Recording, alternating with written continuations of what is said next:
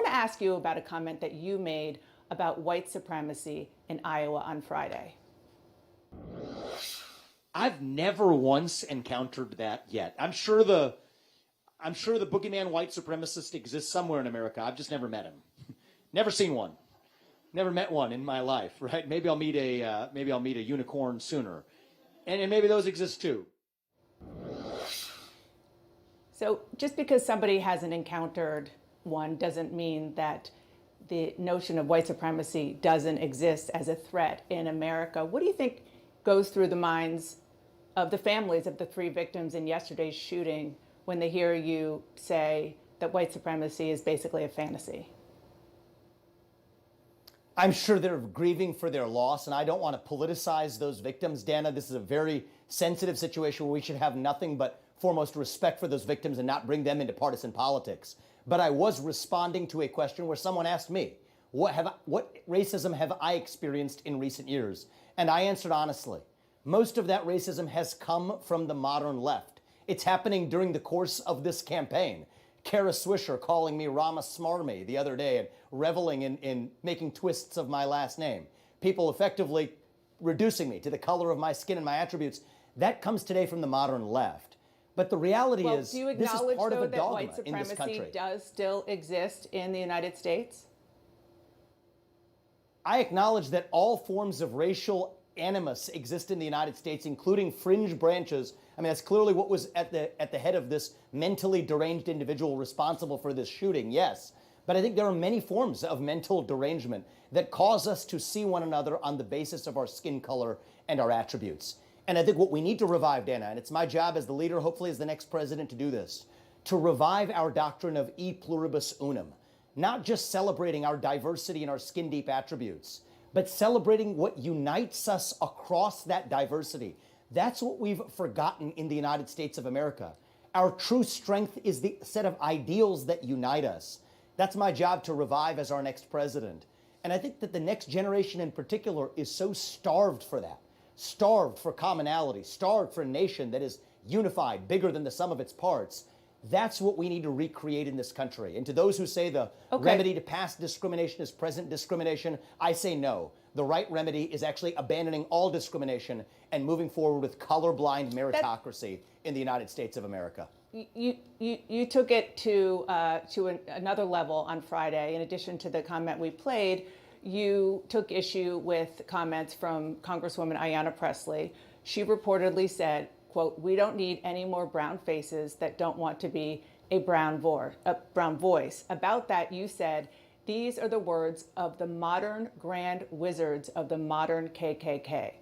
You know, I'm sure, the KKK was responsible for more than a century's worth of horrific lynchings, rapes, murders of Black people. How in any way are the views you're talking about comparable to the views and atrocities committed by the KKK?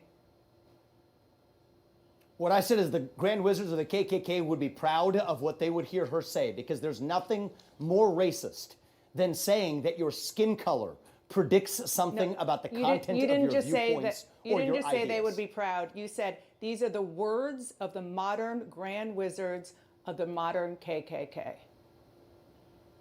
It is the same spirit. You're right about that, Dana. I think it is the same spirit to say that I can look at you and based on just your skin color, that I know something about the content of your character, that I know something about the content of the viewpoints you're allowed to express. For Ayanna Pressley to tell me that because of my skin color, I can't express my views, that is wrong. It is divisive. It is driving hate in this country. This is dividing our country to a breaking point. That is a debate that is based on nonviolent discussion. That you just said you're using rhetoric, which she said she's using rhetoric. That's one thing. And another thing is to say that she represents and she is a modern version of a KKK, which, as you know, was dedicated to the subjugation and violence against Black people. How on earth is she a modern Grand Wizard of that kind of organization? Let's be intellectually honest and get to the heart of what this debate ought to be about. There is a worldview that says that the remedy to past discrimination is present discrimination, that if you're Black or brown, you have to have a particular point of view. That's from Ibram Kendi. That's from Ayanna Pressley, the people I quoted in my speech yesterday. But can There's you a have different an view that I intellectually have, which honest says that conversation regardless of who you are, when you accuse have to her be able of to have your being own a opinion. grand wizard Let's of have the the debate. KKK?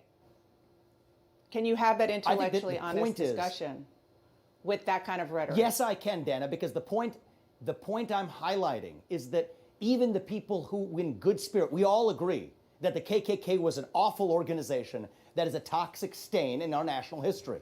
So given that we can start from that point of agreement, now that allows us to say, well, who actually sounds more like that organization today? The people who are calling for more racial discrimination on the basis of skin color. So yes, I think that is an But it's not intellectually about useful starting point for a sounding provocative discussion The whole- that we need to have in this the country. whole point is And I the think that- I think KKK the reality, wasn't Dana, just is about rhetoric. we have to speak They openly in this lynched country. people, they murdered people, they raped people, they burned their homes. And that was wrong. Simply That was because obviously wrong. So Wrong. Okay, Obvious- so that- again, that is obviously a wrong if you thing want to for have them an to have done. intellectual Absolutely. discussion, do you think that maybe comparing her to the Grand Wizard and the notion of what she said to being a modern leader of the KKK was maybe a step too far, or you stand by what you said? I stand by what I said to provoke an open and honest discussion in this country.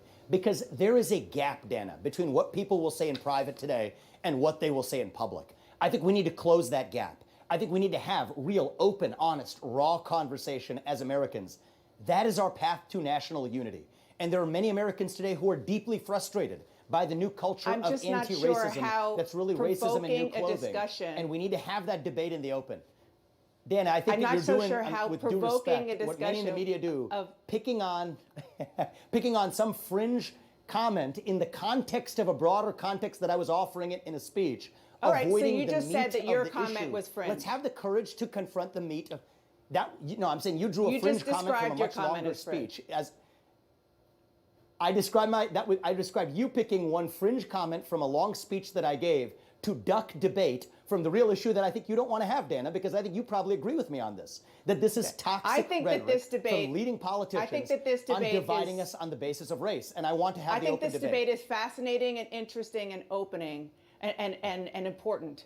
What I did was I do too.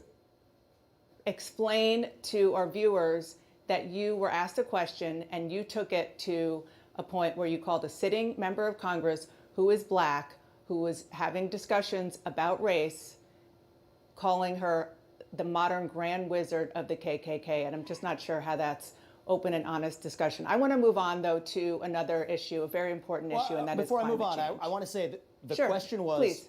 how was I actually able to speak? And her view is I can't share certain views because my skin color is brown. I disagree with her, and we should have that debate in the open.